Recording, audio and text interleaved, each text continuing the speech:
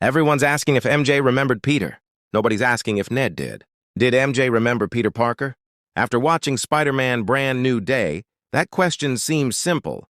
But the movie doesn't give us a simple answer. Instead, it leaves behind a series of moments that mean something very different depending on how closely you're paying attention.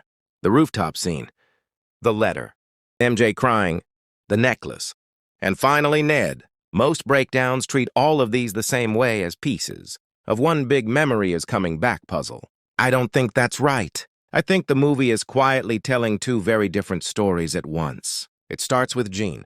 Jean gets to MJ before Peter does and uses her telepathy to make Peter see her as MJ. When Peter arrives, he believes he's finally standing in front of MJ. On the rooftop, Jean starts questioning him.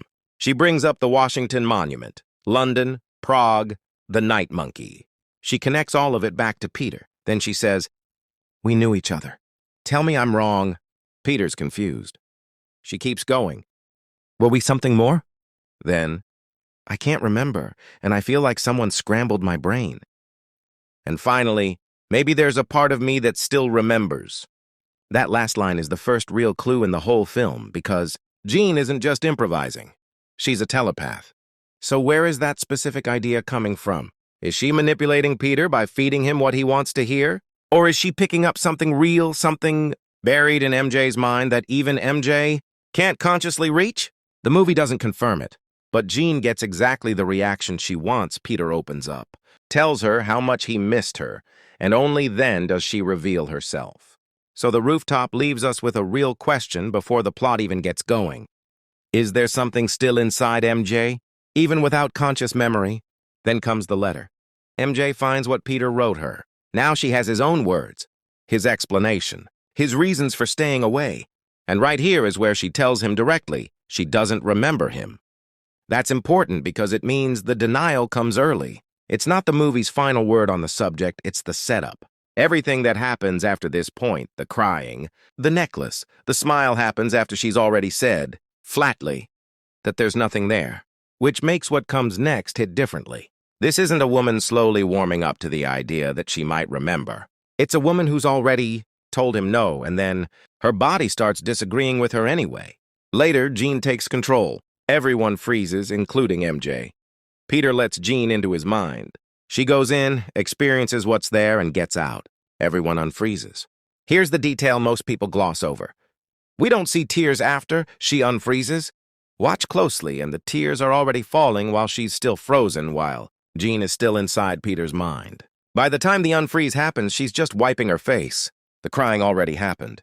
The unfreeze is basically the tail end of it.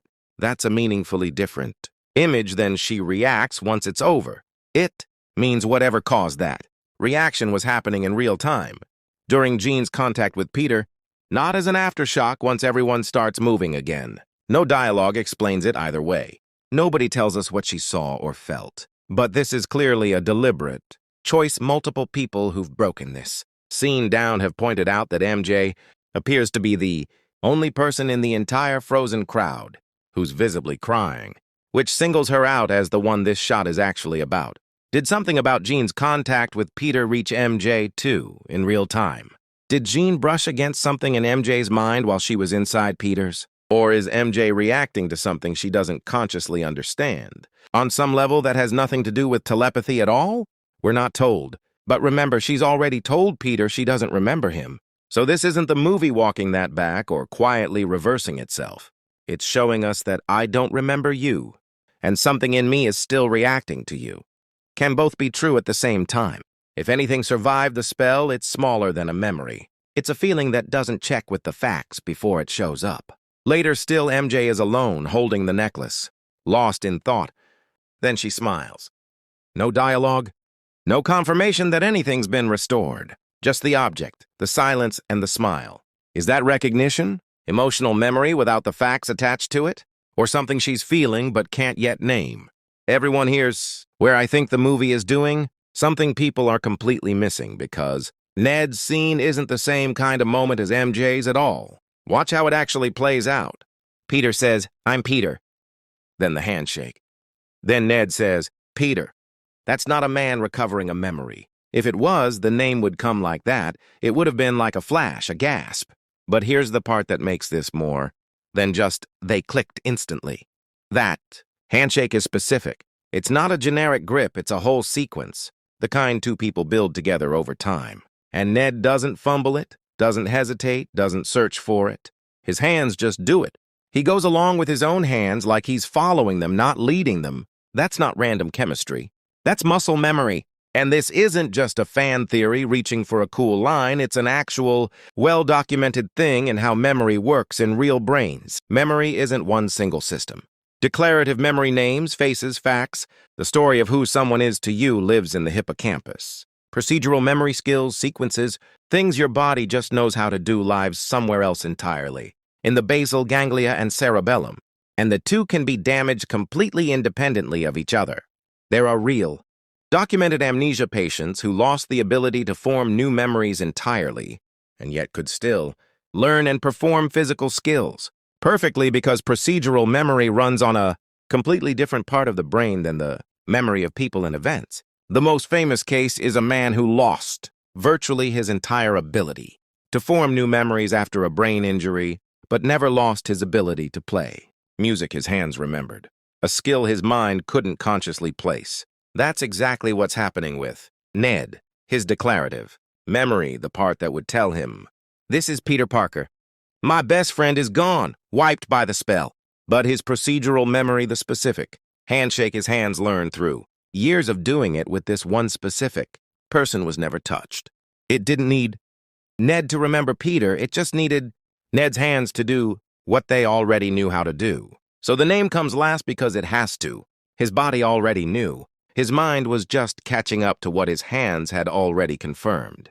If you've seen other breakdowns of this ending, you've probably run into the same comparison, John Gray doing this before. In X-Men Apocalypse, Jean touches Wolverine's head and gives him back a piece of his memory. Direct, deliberate, a clean transfer. A lot of people are using that scene as the blueprint for everything that happens with MJ and Ned in Brand New Day. I think that only applies to half of it, and it's the wrong half for Ned. MJ's arc, the tears, the necklace. The smile actually does look like something surfacing from underneath. The way Jean pulled memory out of Logan. That comparison holds up for her. But Ned was never touched by Jean at all in that moment. There's no psychic contact, no flash of memory, nothing transferred. What's happening in his handshake isn't Jean giving him anything. Back, it's a completely different memory system that the spell never reached in the first place. Because a spell built to erase who someone is to you doesn't necessarily erase what your hands know how to do. So the X-Men comparison isn't wrong. It's just describing MJ's half of the story, not Ned's. Here's where it comes together. MJ, memory buried, not deleted, surfacing in pieces during and after Jean's psychic contact. After she's already told Peter to his face that she doesn't remember him. Tears before understanding. A smile before an explanation. The denial and the reaction don't cancel each other out. They happen back to back, which is exactly what makes it land. Ned, declarative memory gone, procedural memory untouched. His mind doesn't know Peter. His hands never forgot him. The name comes last because it's the last piece that was ever missing. Two completely different kinds of memory, breaking in two completely different ways, and the movie never explains either one out loud. It just shows you the tears and the handshake, and lets you do the rest. But now I want to know what you think. Did MJ actually remember Peter? Or are we watching the first signs of something that could become much bigger in the next movie? Let me know your theory in the comments. And if you caught another clue I missed, I want to hear it. Subscribe, because if this theory is right, there may be a lot more to uncover in what comes next.